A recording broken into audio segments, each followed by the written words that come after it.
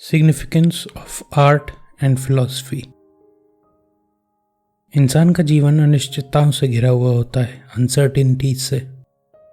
जो कुछ भी पैदा हुआ है उसे समय के साथ मर ही जाना है। समय के साथ परिवर्तन अटल है। तो जब एक इंसान पैदा होता है वो मृत्यु के डर को साथ लेकर ही पैदा होता है। तो सबसे पहला और सबसे बड़ा बंधन तो इंसान अपने साथ लेकर ही पैदा होता है। एक शरीर जो कि नाजुक है, उसकी सुरक्षा करनी है, उस शरीर को बचाना है। इस संघर्ष में इंसान पूरा जीवन काट देता है।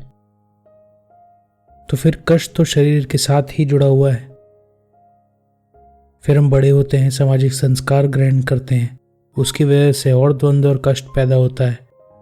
समाज में हमारे रिश्ते कैसे होने चाहिए, प्रकृति के साथ, प्राकृतिक संसाधनों के साथ हमारा रिश्ता कैसा होना चाहिए, ये समझने की जिम्मेदारी हम पर आ जाती है। क्योंकि अगर हमारा रिश्ता ठीक नहीं प्रकृति के साथ तो वो और ज़्यादा कष्ट का कारण बन जाता है। हम जीवन भर में जो कुछ भी अर्जित करते हैं, पैसा, धन, सम्मान, प्रतिष्ठा, उन सब के साथ उनके खत्म होने की संभावना हमेशा जुड़ी ही रहती है। हम जीवन भर सुख की तलाश में लगे रहते हैं, पर हर सुख की तलाश की शुरुआत और अंत हमेशा दुख से ही होता है। यही प्रकृति और समय का नियम है।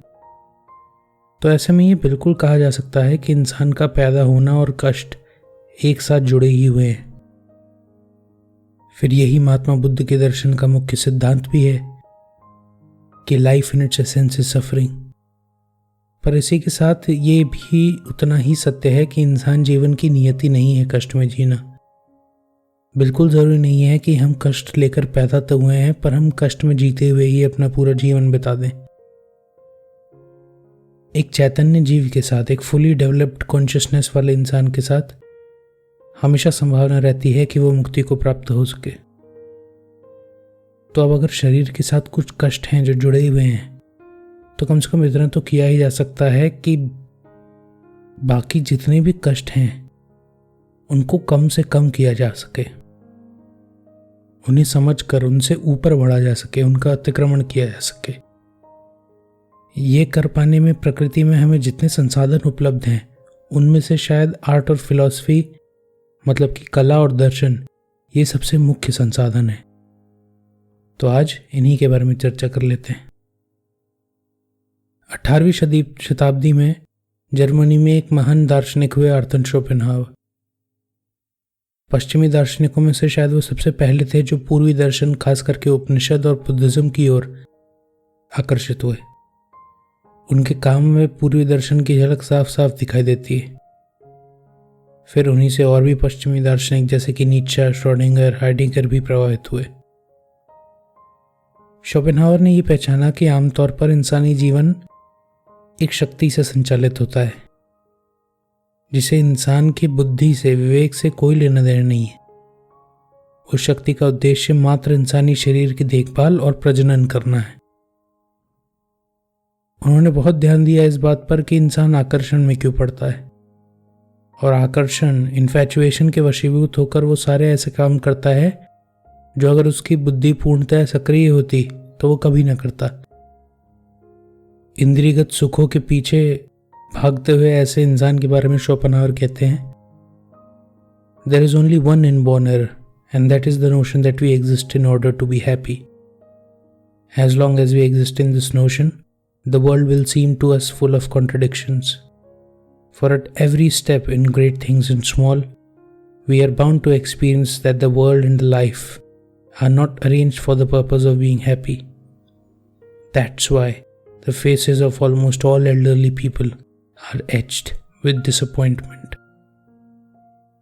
और ये बहुत ही स्पष्ट और सुंदर आइडिया है। शोपेनहावर का अर्थ यही है कि ये धारणा कि जीवन का अर्थ सुख का पीछा करने का ही है, खुशी ढूंढने के लिए ही जीवन है, यही अपने आप में कष्ट का बहुत बड़ा कारण है। क्योंकि सुख और दुख हमेशा एक साथ चलते हैं, जुड़े हुए रहते हैं। यही द्वैत का नियम है। द्वैत का एक सिरा दूसरे सिरे के बिना एग्जिस्ट नहीं करता, जैसे सिक्के के दो पहलू हों। तो इसीलिए जो भी जितना ज़्यादा सुख का पीछा करता है उसे उतना ही दुख का सामना भी करना पड़ता है। और इसीलिए वृद्धों के चेहरे पर अक्सर जो मायूसी दिखाई पड़ती है वो इसी कारण है क्योंकि पूरा जीवन अगर आपने बिना समझ के, बिना बोध के किसी और की बताई धारणाओं पर ही निकाल दिया है तो जीवन के आखिरी कुछ पलों में ग्लानि और पछतावा तो होता ही है ना। तो इसीलिए इस बात को जीवन में जितना जल्दी हो सके समझना जरूरी है।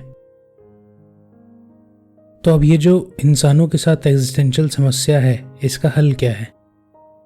शोपेनहावर इसके हल के 2 तरीके बताते हैं। पहला रास्ता वो कहते हैं सेजेस का, जहां पर एक व्यक्ति अपने आप को बनाकर बढ़ाकर उस मुकाम पर पहुंचाता है जहां पर वो इन सभी कष्टों का अतिक्रमण करके, इनको ट्रांसेंड करके आनंद को प्राप्त हो जाता है। दूसरा मार्ग वो बताते हैं जो कि ज़्यादा आसान है।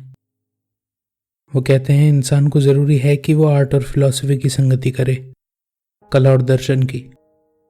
इन्हीं की संगति करके वो जीवन को, दुनिया को समझ सकता है। अब शोपेनहावर तो इन्हें 2 अलग अलग रास्ते कहते हैं, पर मेरे अनुसार ये रास्ते बहुत अलग नहीं है। जो उनका पहला रास्ता है वो उनके दूसरे रास्ते के पर चलने की आखिरी स्थिति है। अच्छा संगीत, कला एक बहुत अच्छा माध्यम हो सकता है जिससे आप अपने बंधनों का अतिक्रमण कर पाएं।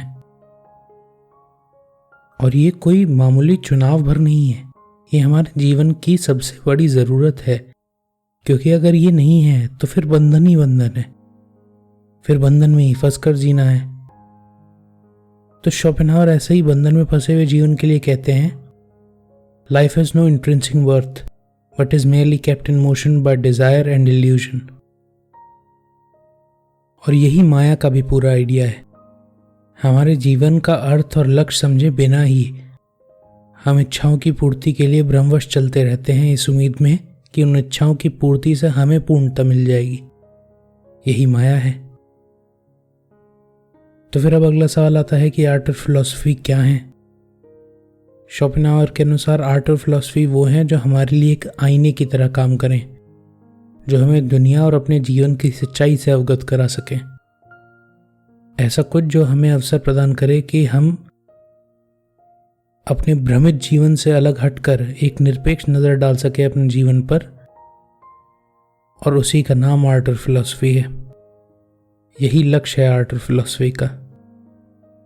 लियो टॉल्स्टॉय, महान रशियन विचारक, भी इस बारे में कुछ ऐसे ही विचार रखते थे। हालांकि वो साइकोलॉजिस्ट कम सोशियोलॉजिस्ट ज़्यादा थे, पर उनकी सोशियोलॉजिकल नॉवेल्स में भी कुछ बहुत ही डीपली साइकोलॉजिकल एलिमेंट्स हुआ करते थे, खासकर कि द डेथ ऑफ इवान इलियच में। अगर इतिहास के 5 सबसे बड़े लेखकों की सूची बनाई जाए तो उसमें शायद टॉल्स्टॉय का नाम निसंदेह आएगा। तो टॉल्स्टॉय लिटरेचर और नॉवेल्स के बारे में कहते हैं, novels is not a source of entertainment but a tool for psychological education and reform. तो ये जो आजकल के लेखक, अभिनेता, फिल्मकार, चित्रकार, ये जो अपने आप को बड़ी बेबाकी से आर्टिस्ट कह देते हैं, ये शायद आर्ट का मतलब ही ठीक से नहीं समझते। और मैं मना नहीं कर रहा हूँ कि आर्ट में एंटरटेनमेंट होना ही नहीं चाहिए, क्योंकि अगर एंटरटेनमेंट नहीं होगा, हल्का सा मनोरंजन नहीं होगा, तो फिर कोई उसे देखने ही नहीं आएगा। पर मनोरंजन भी अलग अलग तलों का होता है। निचले तल के मनोरंजन को अगर आप यह कहकर परोस रहे हैं कि ये आर्ट है, तो ये तो दर्शकों के साथ धोखा ही हुआ ना। तो इसीलिए जीवन की समस्याओं से जिसे भागने का ही मन हो, सामने करने का नहीं, अगर उसे आप मनोरंजन का साधन परोस रहे हैं जिससे उसे वही करने में मदद मिलती है जो वो एक्चुअली करना चाहता है, तो उसे आर्ट और फिलॉसफी नहीं कहा जा सकता। उसे तो फिर आप मनोरंजन का साधन मात्र ही कहें। टॉल्स्टॉय आर्ट के बारे में कहते हैं, true art should act as a supplement of religion.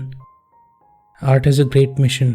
Through art, lower feelings that are less kind and less needed for the good of humanity are forced out and replaced by kinder feelings that serve us better individually and collectively. तो ये अर्थ है art का। और ऐसा नहीं है कि art और फिलॉसफी एक पूर्णतः पश्चिमी आइडिया है। पूर्वी दर्शन के इतिहास में आर्ट का बहुत बड़ा किरदार रहा है हमेशा से ही। आप कबीर साहब को देखें उदाहरण के तौर पर, आप उन्हें क्या कहेंगे? संत, कवि, कलाकार या दार्शनिक?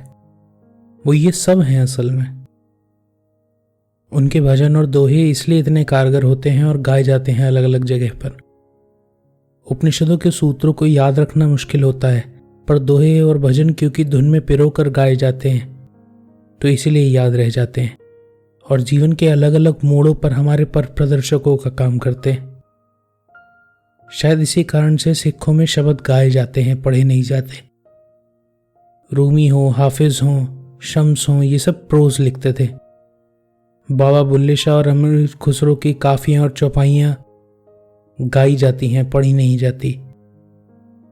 कवाली और गजलों का सूफी दर्शन से हमेशा बहुत बड़ा ताल्लुक रहा है। वो सब इसलिए है क्योंकि जैसे जैसे वो धुन में पिरोकर गाई जाएंगी वो हमारी स्मृति में बेहतर तरीके से बैठ सकती हैं और अलग अलग मोड़ पर हमारे जीवन में जब हम द्वंद्व महसूस करते हैं तो हमारी स्मृति से निकल करके हमें मदद कर पाती हैं। तो ये प्रयोजन है और ये अर्थ है आर्ट और फिलॉसफी का। तो उम्मीद करता हूँ आप लोगों को बात अच्छी लगी हो, समझ आई हो, और ये भी उम्मीद करता हूँ कि यहीं से हम अपने जीवन में उच्चतम कोटि के आर्ट और फिलॉसफी की संगति की शुरुआत कर पाएंगे। अगर आपको वीडियो अच्छा लगा है तो दोस्तों और परिवारजनों से शेयर कीजिएगा, चैनल को सब्सक्राइब कीजिएगा। आपके क्या विचार हैं इस विषय में, या आपके कोई सवालात हैं या कोई विषय है जिस पर आप चाहते हैं कि वीडियो बनाऊं, तो आप कमेंट सेक्शन में लिख भेजिएगा।